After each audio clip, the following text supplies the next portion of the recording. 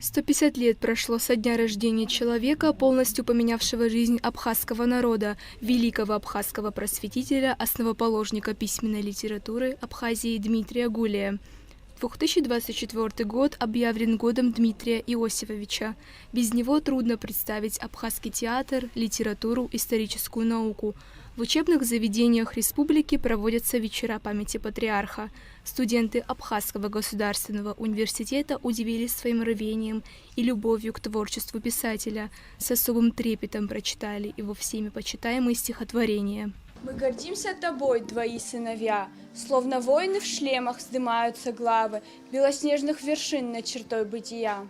Ты, вскормивший столь сильных и телом, и духом, обраскила героя и братьев его, передал их могущество детям и внукам и продолжил в праправнуках их естество. Дмитрий Гулия с 1919 года являлся редактором первой газеты на абхазском языке «Апсны».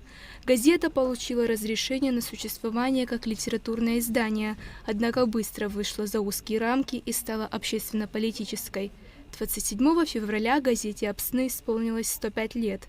Для национальной журналистики газета «Апсны» несет немаловажное значение. Газета для нас значит очень большое, потому что в этой газете там сохраняется наша история. И она выходит сейчас в неделю один раз, но мы надеемся, что она будет выходить еще чаще, чем один раз в неделю. Вечер памяти Дмитрия Гулия прошел по инициативе студентов. Они с особым интересом находили информацию, исторические архивы.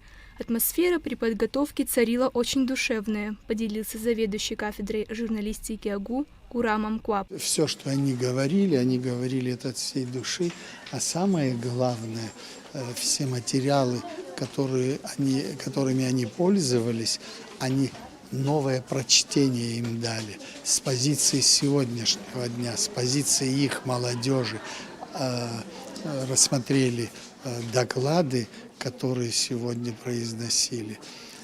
Я хочу сказать, что большой интерес у молодежи к абхазскому языку, и я хочу, чтобы это развивалось, чтобы это активно продолжалось. Радует, что в нашей стране немало неравнодушных ребят, которые любят творчество и литературу. Как писал Дмитрий Гулия, оглядываясь на пройденный путь, его усилия не пропали даром.